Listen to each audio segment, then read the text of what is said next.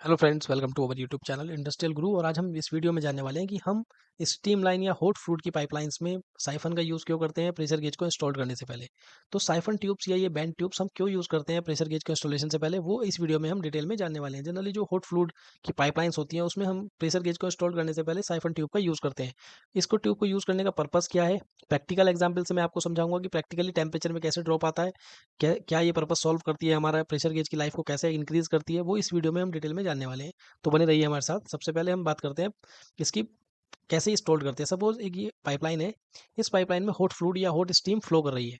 जब hot fluid और hot steam flow करती है, जनरली टेम्परेचर आपका 120 degree Celsius to 300 degree Celsius हमारी स्टीम लाइन का टेम्परेचर रहता है। तो इस हाई टेम्परेचर पे जब ये डायरेक्ट, सपोज हमने ये साइफन ट्यूब इस पाइपलाइन में नहीं लगाई है, तो डायरेक्ट प्रेशर गेज को हम अगर पाइपलाइन पे इंस्टॉल करते हैं तो जो स्टीम है ये जो स्टीम है जिसका टेम्परेचर हमारा 120 से 130 डिग्री, 150 डिग्री, 180 डिग्री या 300 डिग्री सेल्सियस तक जो है वो डायरेक्ट हमारे क्या आएगी, इस प्रेशर गेज के कॉन्टैक्ट में आएगी।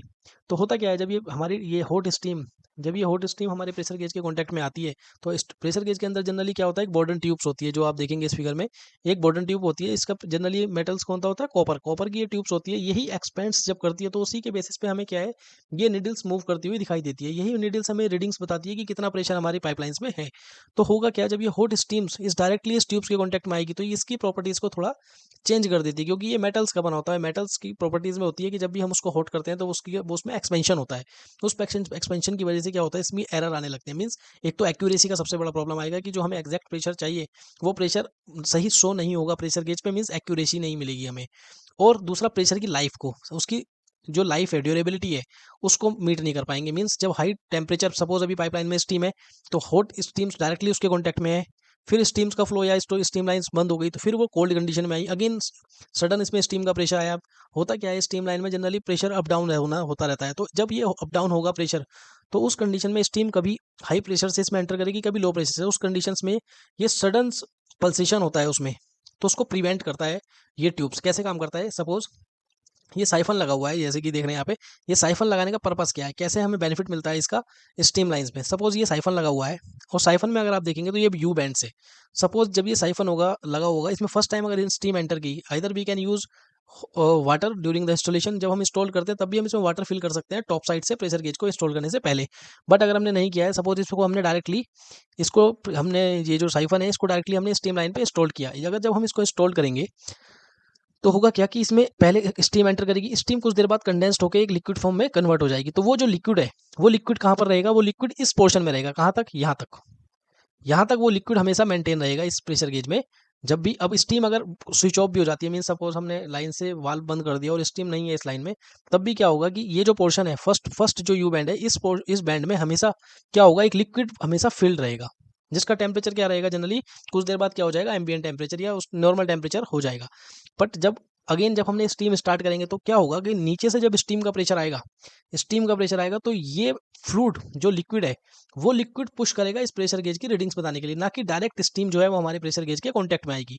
तो जब स्टीम हमारी डायरेक्ट कांटेक्ट में नहीं आएगी गेज के, तो स्टीम ये क्या काम करता है, जो लिक्विड फिल्ड हो गया इसमें, एक बैरियर की तरह काम करता है। एक बैरियर की तरह काम करता है जो हमारे प्रेशर गेज को प्रोटेक्ट करके रखता है सडन थर्मल शॉक से।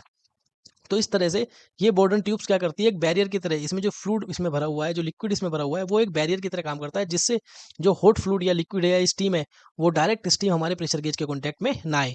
अब देखिए एक प्रैक्टिकल से समझते हैं कि हमने एक टेस्ट किया कि बॉर्डन ट्यूब प्रेशर गेज हमारी, ये साइफन लगाने के बाद उसके बॉटम पे और टॉप पे क्या टेम्परेचर हमें मिलता है जब स्टीम उस पाइपलाइन से फ्लो करती है। तो देखिए हमने एक प्रैक्टिकल किया कि हमने क्या किया, ये एक स्टीम लाइन है जिसका जनरल टेम्परेचर 140 डिग्री सेल्सियस है। ये स्टीम लाइन है जिसका टेम्परेचर कितना है, 140 डिग्री सेल्सियस। अब हमने क्या किया, इसके बॉटम पे टेम्परेचर का मेजरमेंट किया। टेम्परेचर पे जब हमने मेजर किया इसका, तो वहाँ पर हमें मिला 71.1 डिग्री सेल्सियस। बॉटम, ये जो हमने साइफन इंस्टॉल किया, इसके बॉटम पे जो टेम्परेचर आ रहा है वो कितना है, 71.1 डिग्री सेल्सियस। अब हमने क्या किया, अब अब हमने मेजर किया टेम्परेचर उसके टॉप पे, साइफन के टॉप पे, मीन्स इस लोकेशन में जब हमने टेम्परेचर नोट किया तो टेम्परेचर हमें कितना मिला, 33.5। मीन्स स्टीम लाइन जिसमें स्टीम फ्लो कर रहा है उसका टेम्परेचर 140 डिग्री सेल्सियस है। साइफन के एंट्री में यानी बॉटम पॉइंट पे 71 है और टॉप पे 33।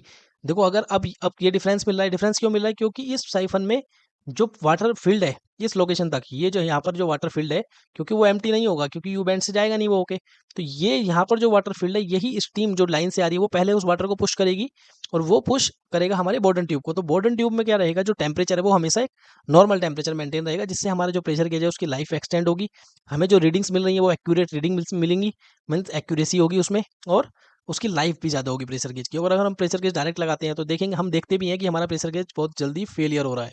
तो उससे प्रिवेंट करने के लिए हम क्या करते हैं, साइफन को इंस्टॉल करते हैं अपने पाइपलाइन में, जिससे हमारे प्रेशर गेज की लाइफ हमें मिले। सो होप ये वीडियो आपको पसंद आई होगी। अगर वीडियो पसंद आई हो तो आप वीडियो को लाइक कर सकते हैं, चैनल को सब्सक्राइब कर सकते हैं। Thank you.